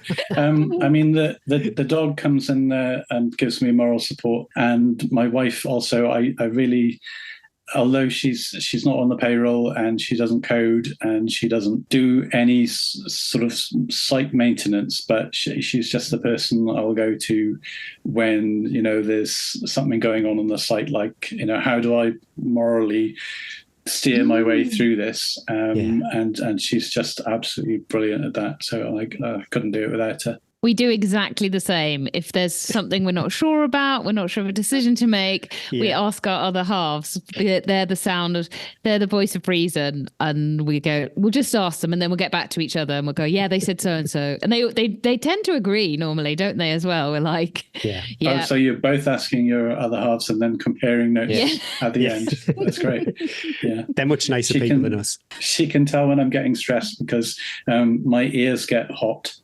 So if she's worried about me, she'll come down to the office and just check my ears. So I've got headphones and a bobble hat on today, so they're probably quite warm right now. But I don't want to get your ears hot, Ian, but I'm going to bring up but you mentioned earlier the Orange website. Oh yeah. What does someone's out there thinking, well, I can just go on Strava, but what is different between Fetch and Strava? Obviously there are paywalls within Strava, so that's a big fundamental difference. Well, I can't tell you for certain what the difference is because I do not ever go on there. Okay. So I don't know 100%. For me, the main difference is the ethos that, and I don't want to single out Strava, but there are companies who have enormous marketing budgets, who can make something that's very polished and shiny and corner a market. And then once they've cornered that market, then they can charge you for it. And either you have to walk away from it or you have to pay to stay involved with it. And to me, I don't think that's what the internet is all about. I think it started with people in universities sharing research and funny cat pictures with each other. And they did that for the benefit of everybody, and I don't see why we can't have an internet that does that. So when you're looking at a site that's got $150 million of venture capital versus me with a dog on my feet, is it 150 million times better? I mean, I'm sure it's shinier in places, and I'm sure it probably works better in a few places as well. I mean, with the amount of time and money and people they have at it, I would be really surprised if it didn't. But for the sake of that little bit of polish, it's better to support something that tries to just solidly get behind the running community rather than trying to kind of harness it, if you like.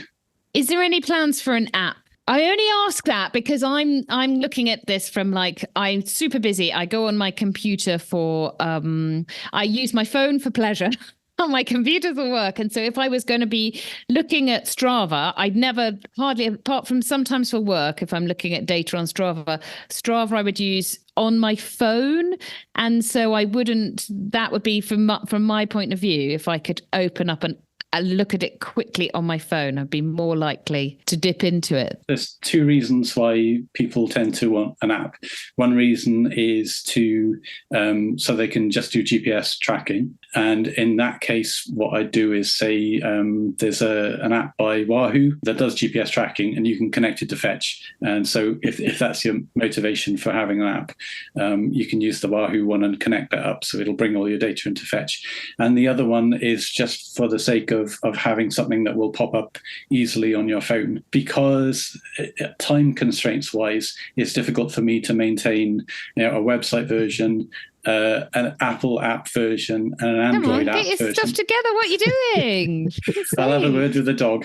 But so instead, what I've done is try to make it as mobile friendly as possible. So if you go to the site in a browser, it should be pretty much everything that you see on a desktop site just squished down into mobile size. Hopefully works pretty much as well on mobile as it does on desktop.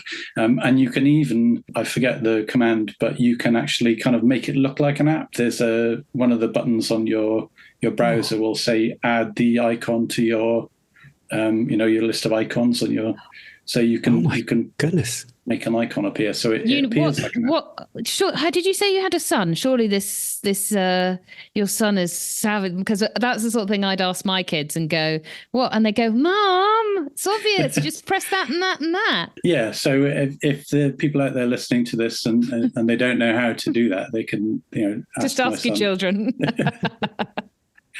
It's crazy, isn't it? You just think when you're on your smart device, you view all of that kind of content via an app, and you don't actually have to. You can use the web browser on your smartphone. It is still there. Bet everyone highlight, Ian. I mean, independence is right up there.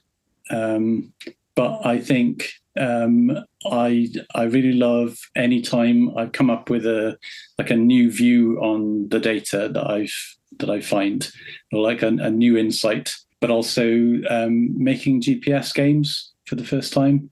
So there's one, I think Strava probably have something like it now, but we've got a game called Size, where it's kind of like lots of little squares all over the globe, and everywhere you run, you run through the squares and you tick them off. So it's the first goal is how many can you explore. So when you go for a run, you'll light up a bunch of squares. And then when you're in an area where there are other fetchies, you get points for each time you go through them. So it's who's the owner of that square. So people who live near each other can get quite competitive over different squares. And once you take ownership of it, you can rename it whatever you like. Oh, I love this. I like that idea. Yeah. I just keep calling everything Eddie's Kingdom. Eddie's Kingdom. You've got the idea. Yeah, that's exactly what people do. Yeah, or they'll... Oh, I'm so dull. But yeah, going back to the analysis stuff, like marathon time predictors. I'd put in my half marathon time to get a marathon prediction. I'd be like, how the hell am I ever going to run that fast? It's just not possible. And I wondered, is that me that's at fault here? Am I just, something not good enough? Or is it that the predictions are not really good? So with thousands of data points, I was able to sort of rebuild a predictor that matched into what people are actually doing on a day-to-day basis. So instead of, I think my half marathon's about 1:45 or something like that, and I was asking it what my marathon time would be, and the old predictors would give me 3:45 or something like that, which is, I suppose I could, if I went and spent every day training my ass off, I could probably get down to 3:45, but I've never gone quicker than 4:15. There's lots of people out there who had similar stories to me. So rather than give people a prediction that they would sweat buckets to have to get anywhere near, why not give them one that kind of matches up what really happens, and then if they beat the prediction, they feel good, or they work out something good about their training. So why not do it that way? If you went into the marathon thinking, right, okay, I must do 3:45, and you're only really done the training for 4:15, then you're more likely to have a really terrible experience as well. So true. Yeah. Even my watch tells me I should be running a certain time. It's all a load of Whoa. baloney, isn't it? Yeah, my Garmin is still telling me that I can do a 3-something marathon, and maybe one day I can, and it'll be proved right. But until I see it. I had a really stressful day on Sunday, and it was very busy, blah, blah, blah. And my Garmin at the end of the day said, congratulations on your restful day. This will help you. You will be ready for tomorrow. I was like, yeah. Whoever's being paid to make Garmin algorithms, they're in Mexico on a beach, I think. They're certainly not doing their job. Yeah, sometimes you get like, oh, you're underdoing it, or words to that effect, and you just think there's probably a nicer way of saying that. Yeah. It's that as well. It's rude and it's judgy, and we don't like that. I've turned that thing off where it tells you to move. I'd do a marathon, and then in the afternoon it would tell me to move because I hadn't done anything for a couple of hours. You could just lob it across the room. Yes, I could do that. Same result. What is next for Fetch Everyone, Ian? I've got a request, actually, and forgive me if it is actually already available, but for trail runners and our listeners, we obsess on a thing called gap adjusted pace. Is that a feature or a upcoming feature? I'm writing it down so I can Google it after this conversation, or maybe you can tell me about it. So is that to do with... Great adjusted pace, sorry. So it's to do with elevation. And basically, I suppose, when you're running up a hill, it tells you then, if you're running on the flat, that would be what your speed is. Is that correct, Eddie? Kind of? Yeah. There's an algorithm, and there's different algorithms that you can use. But yeah, basically it works out the percentage of the hill, and then what your pace on the flat would be. I've got a flat prediction. If you go to like a training run that has a lot of ups and downs in it. It is pretty simple though. So what it does is quite cheeky really. It just kind of ignores all the bits where you went up and down and works out your average pace on the flat and just says, well, that's what you were doing. So it is pretty naive. But you might like the cadence analysis, which I can send you a link for that as well. And that tells you what your average pace is at 1%, 2%, 3%, whatever. So you can see like amalgamated data for that based over the last month or year, I think it is. So it's not really telling you for that specific run, but I could reverse engineer it so that it would use that data for you and work out what that would be in terms of a flat time. Yeah, but I just know within the trail running community, it's quite a buzzword. I've seen people who have it. I don't pay the money to open up the access. Oh, so is it something that's charged for then on some websites? Well, I think Strava you pay, Garmin certain devices. Your Eddie's watch will allow you to see gap. Mine doesn't. Does it? I don't know if mine. Well, mine doesn't. Whether it's to. So sometimes it's just your device with what you own, and then within Strava, I think if you pay the whatever it is, the subscription fee, then you get access to that too. I'm always really keen to hear about anything that's behind a paywall that I can do for free for someone. So that's my afternoon sorted out once I've got. But how do you? We're at the coalface. We have to. As much as I really find it awkward talking about money, but we have to. It has to be sustainable. Otherwise, there'll be no podcast and everybody loses. How do you wrestle with that? It's a lot of hope. So that's how it started, thinking, hopefully enough people will get behind me. I tried to be really honest about where I am in terms of what I need in order to sustain myself and the site. I try to minimize my outgoings so that, if I buy a new set of pens, I'll probably write a blog about it.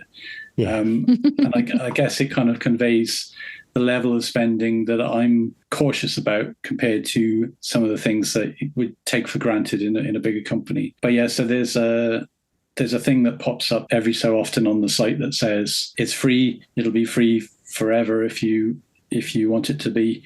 But if you can support, here's the typical amount.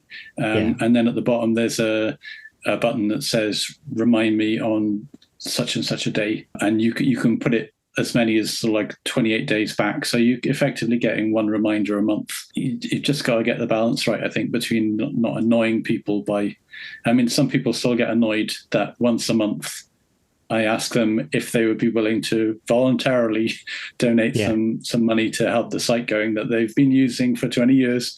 And some people, very, very, very few, just get really sort of triggered by that. But most people just understand it. And people come in and out of supporting, like they lose their job or they get a pay rise or whatever.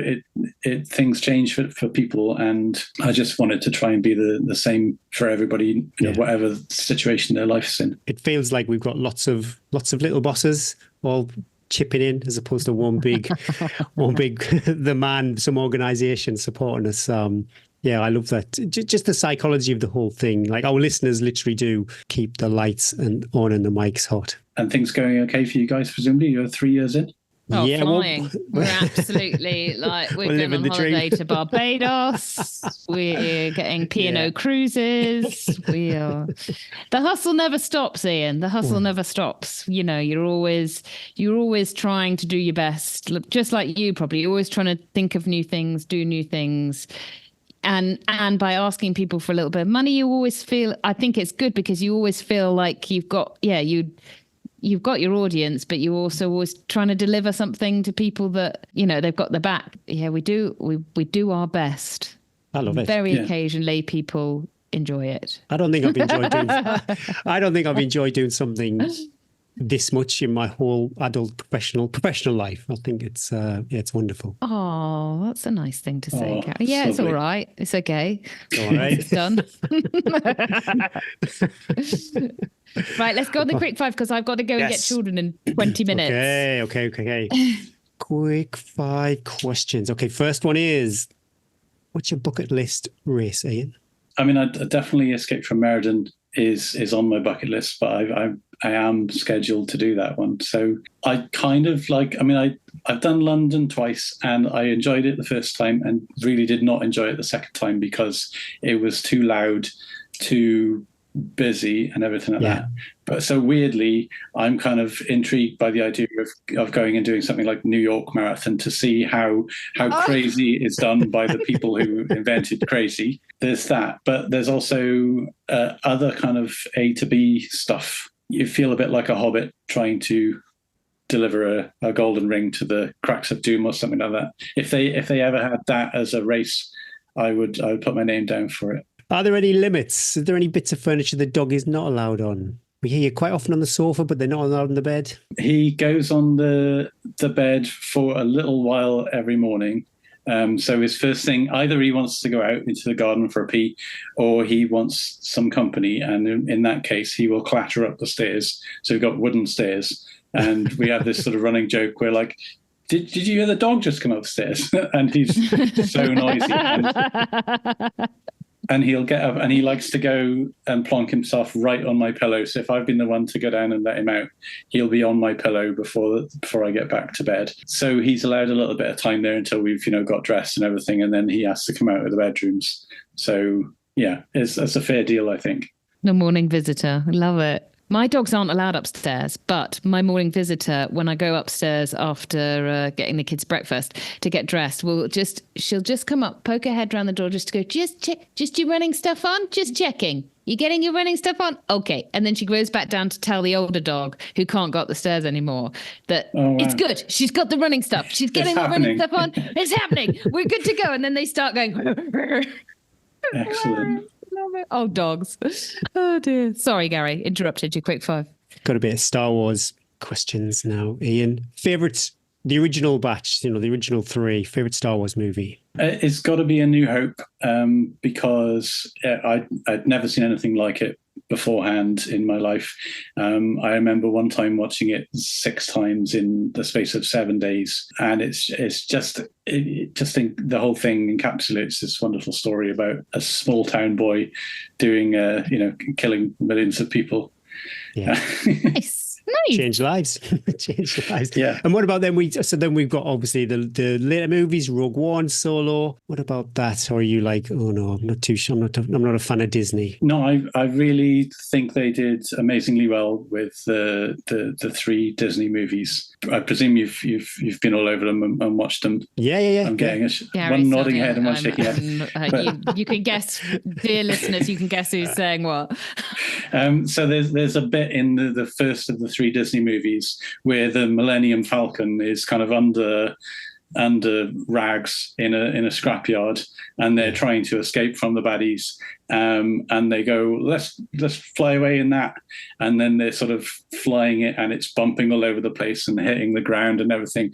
And I went through that whole scene going, my God, please be careful with that thing.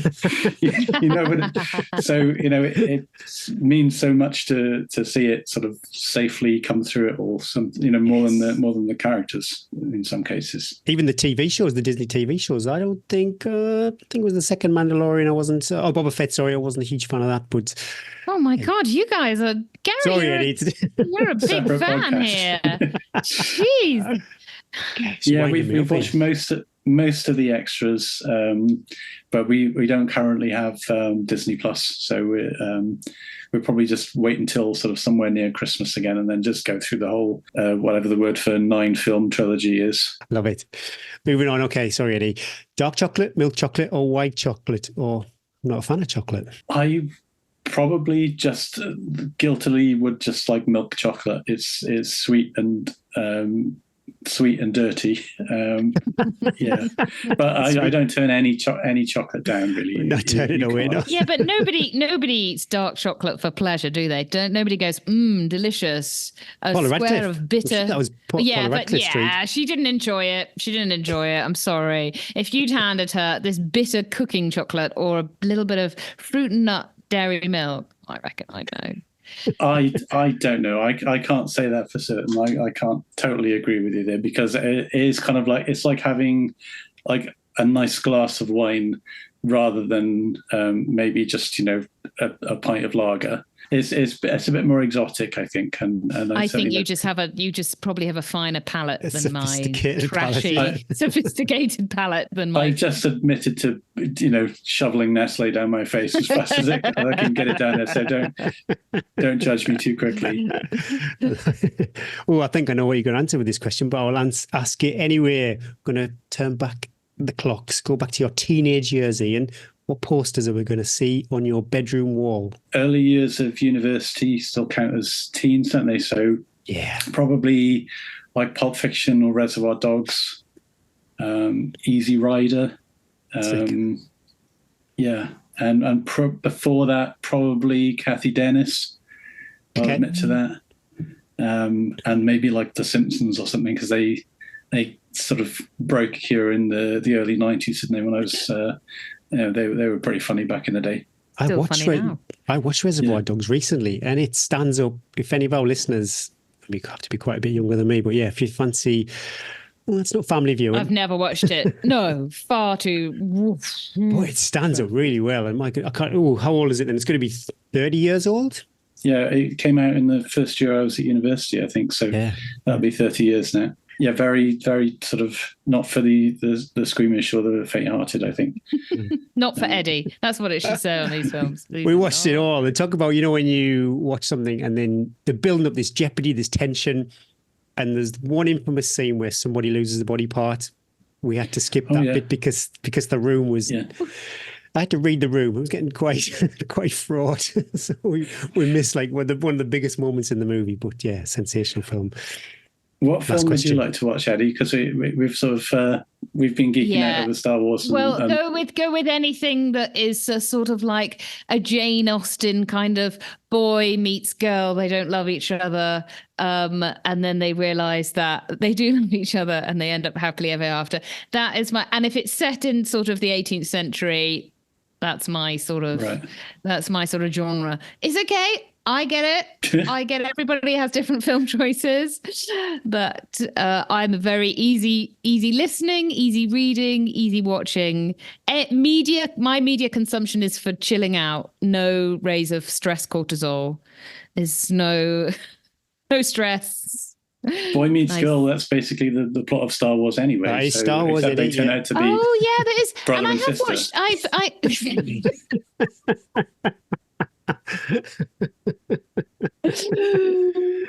Right, so I have to go in 3 minutes, Gary. Sorry. Okay. Go. Last question is, every week we share this podcast over on Instagram, and you can have heavy metal with me or Disney classics with Eddie, or you can pick the music. Ian, what's it going to be? What's the Instagram story music going to be? I'll pick one for my wife. I'll have Chasing Cars by Snow Patrol, please.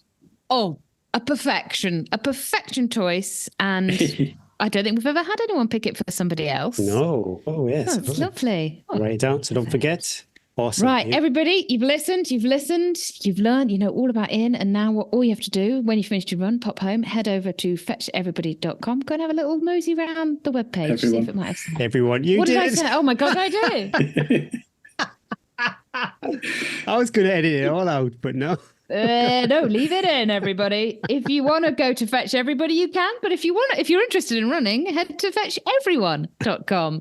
I should register that one too. Sorry. Yeah, register it too. That's where the party's at. Everybody's at the party. Everyone's at the running. Ian, thank you so much for coming on the podcast, giving it a lot of time today. So nice to put a face behind the webpage, and hopefully our paths one day will cross in real life.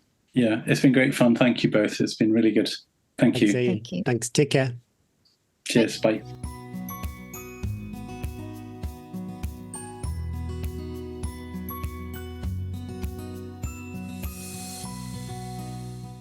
Thanks, Ian, so much for coming on the podcast. If you've never heard of Fetch, check it out. It's been a while since you logged on, Gary, but you found your details and refreshed your page. Lots going on over there, and we'll pop a link in the show notes. Strava. I changed it up a bit. Hopefully, if I get complaints, then it'll go back to the original format. But yeah, I spun the wheel 3 times for each section, your distance, your time on feet, and your elevation. I just thought it'd be nice to shine a light on other people in the group. Actually, it was inspired by what Kim said on the trails, that it was just kind of top 3 that were getting recognition. So long overdue. So I thought we would do it. Martin Davies, 83.1 miles request to follow Martin. But yeah, whatever you've been up to, is some decent mileage that week. And Melinda Marshall, 12 hours, 21 minutes. Ultra Volcanique, 11th overall. 11th female and 2nd in age category. Awesome. Do you know that race, Eddie? I've often wanted to do this race. I had a message from Melinda actually saying they had a load of snow. They had a load of snow. We've had no snow all winter. Had a load of snow, but she'd taken her ultra tracks and managed to get a bit of grip on those. Yeah, it's a little bit far away for me to go and do the race, but it's a cool season opener of a race. Looks awesome. And Nia Gwyn, 5,305 feet of elevation. Request to follow though, Nia. But whatever you've been up to. Awesome job. And I'd be remiss if I never pointed out that Edwina Sutton made it. I don't think you were top of the charts, but 20,220 feet for the week. Awesome job, Eddie. And I know it's not all about the people who win, but it's worth mentioning Mike Raffin, winner of the 2024 Russell Buck Backyard Ultra with 42 yards. Heavy flex, Mike. Yeah, Sarah Perry, she, pushed him all the way. She did 41 yards. So, big kudos to Mike and Sarah and everybody else. That's a new British female record for Backyard Ultras as well that Sarah did. Oh, well, sorry, Sarah. Should have picked up on that. Yeah, kudos to everyone. getting it done the last week or two. Tales from the trails. I'm lying face down on the ground under 3 feet of snow. It's minus 30 degrees Celsius and I'm unable to move.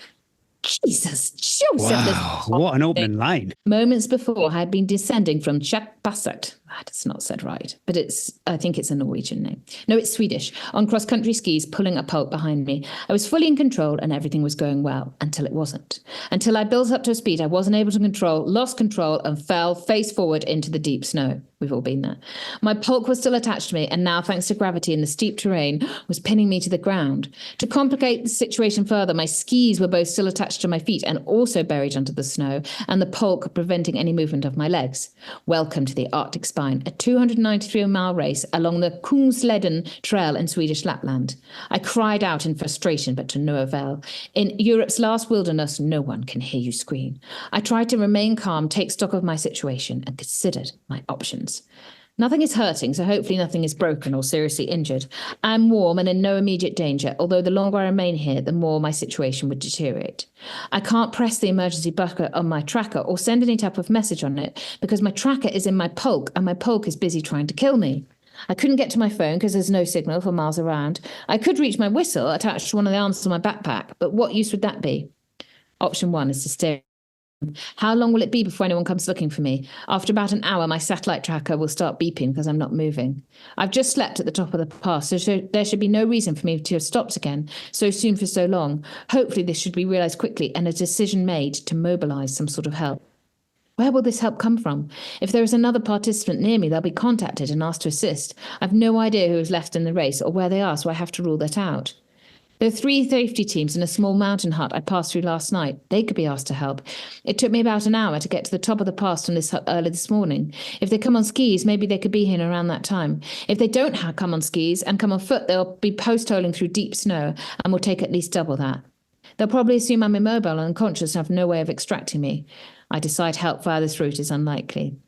The closest road I'm aware of is over 30 miles away. I conclude the most likely assistance will come via Sammy on a snowmobile, probably with a medic in tow. How long will this take? The next mountain hut is around 15 miles further down the valley, but there's no road there, and they will likely mobilise from further afield. Best case scenario, estimate 3 hours before any help. It could be here, and it could be considerably longer. On the bright side, it was unlikely to be 120 hours, and no bodily parts should need to be sacrificed. This is a bad option. Option 2, try to leverage my legs from under the pulk and try and free myself from its ice ski grip. This proved impossible. They are firmly wedged and going nowhere. Option 3, try and push my hands behind my back and unclip the carabiners. This would have to be done one-handed without my big mitts, so I'd have enough dexterity. I briefly try this, but it's impossible. Oh, God. Option 4, he's writing this, so we know he's alive. That's the only good thing. Option 4 was to try and twist around and attempt to unclip the carabiners one by one with both hands. I knew that I had a limited time window to do this as my hands would become cold and numb very quickly outside the protective layer of my big mitts. It took a considerable amount of effort even just to twist around, as the pulk also twisted with me and was constrained by the snow. I rocked back and forwards to provide some momentum before trying to hold my position and unclip the carabiner. I could open the clip, but the force of the pulk pushing down meant I had to exert force upwards to attempt to free it. I lost count of how many times I tried this, rocked back and forth, reach, push, desperately tried to free the clip, and then after what seemed like an eternity, pop, it was free. Get in! Now all I had to do was repeat the procedure on the other side. After most twisting and turning, I finally managed to pop the carabiner and I was free, sort of. My legs were still trapped under the pulk at an awkward angle. A desperate struggle ensued, involved attempting to push the pulk upwards enough to be able to pull my still ski-attached feet from underneath it, while at the same time preventing it from further sliding down the hill. This was finally achieved and I could stand up, or at least I could try. Standing up with skis attached to your feet is difficult at the best of times, but I still had to keep hold of the pulk to prevent it from careering out of control down the steep hillside, possibly never to be seen again. By a significant amount of pushing, pulling and swearing, I eventually managed to stand up and maneuver the pulk so that it was facing horizontally across the hill and not in any danger of spinning out of control. I took off my skis and retrieved my poles. Well, one of them. The other was nowhere to be seen, presumably buried under the snow somewhere. After a bit of digging, I managed to find it and then perform the tricky maneuver of descending the remaining steep section on foot manually, pulling the pulk behind me. Finally free and down from the steep ground, I started to reattach everything, only to discover one of the carabiners is mangled and of no use. Crap! Luckily, it had a few spares, but they aren't as long as a broken one. Would they hold? I had no idea, but it was my only option. So I carefully attached them and hoped for the best, whilst wondering if they didn't, gaffer tape could probably do the job. I breathed a sigh of relief and finally progressed on my journey, hoping this would be the biggest issue I'd face in the race. I was wrong about that, but that's another story. Rob Books. Does that make you want to sign up for the Arctic Spine straight away, Gary? So it's right in your 100% no. No. What jeopardy though? And that is just like, that isn't all of the stories from Rob Brooks' adventure. Oh my goodness me, what jeopardy. Well, I think Rob's missed his vocation in life. He could become an author. I loved reading that. So I was well into that. Amazing. I'm glad you got yourself up and out and carried on and you made it. And we look forward to the next story. Gary, there was mention on our recce of like podcast royalty, celebrities. We couldn't go anywhere without being mobbed. It was a nightmare. It was a night. I mean, we almost needed security a couple of times. I was overwhelmed by the one person we met who recognized us.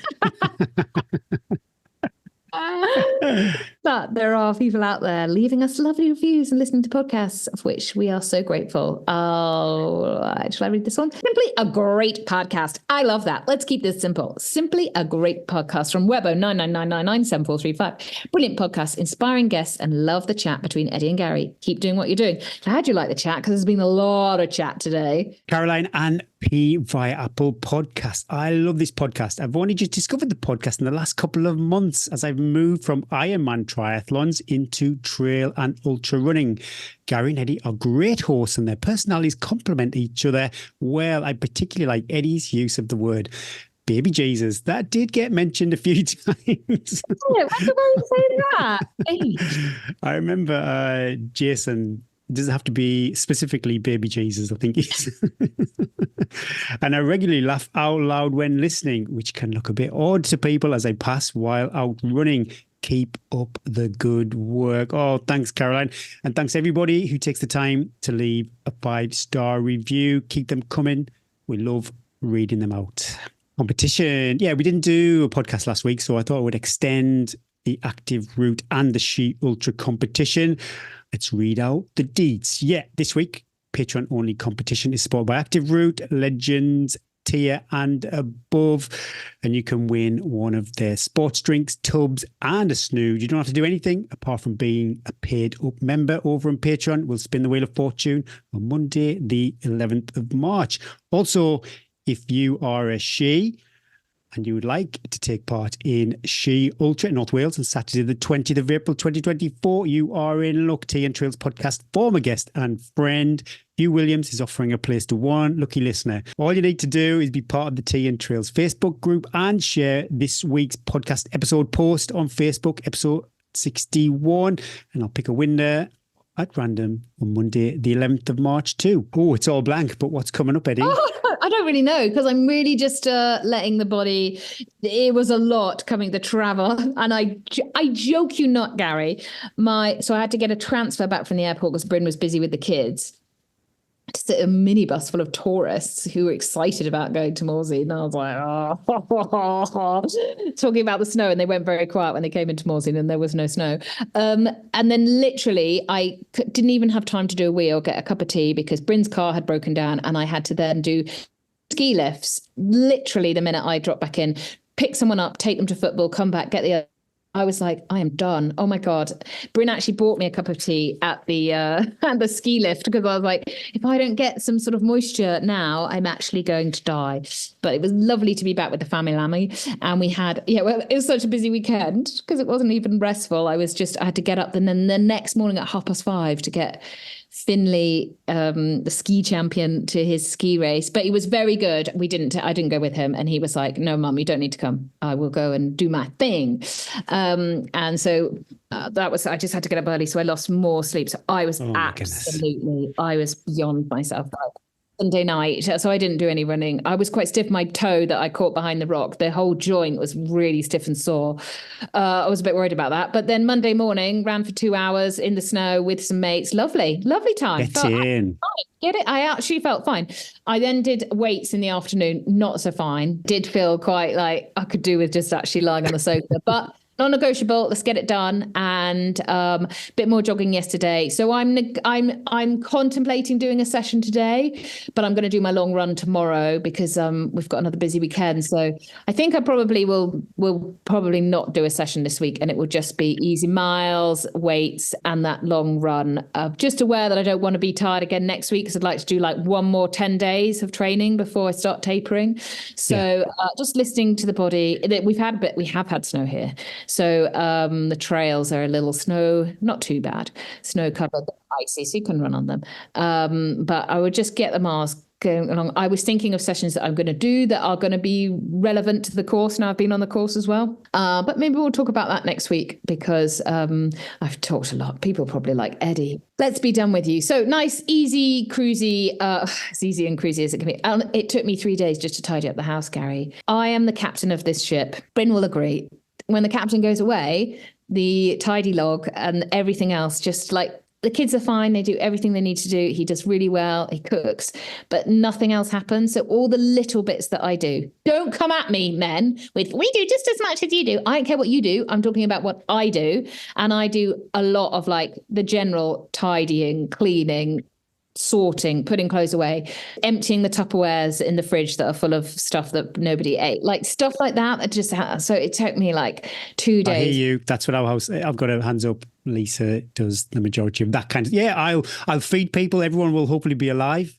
But the little nitty gritty stuff. That's taken up a lot. And then just getting back, obviously, I had great plans of doing quite a lot of work in the evenings. So I didn't. So I, again, had quite a lot of catch up work to do as well. But back on it this week. But just being kind to myself, being aware that you could dig a bit of a hole that you could not get out of before the race after a mega week like that. And it wasn't just a mega week. I also had travel bookended on either side, but also the weather was so bad. We did sink the immune system pretty low. So just look after myself a little bit.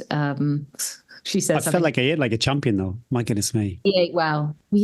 Gary. We did do that. I'm still visualizing that, the pie and chips. That pie was good, wasn't it? That was nice. Yeah. That was good. Yeah.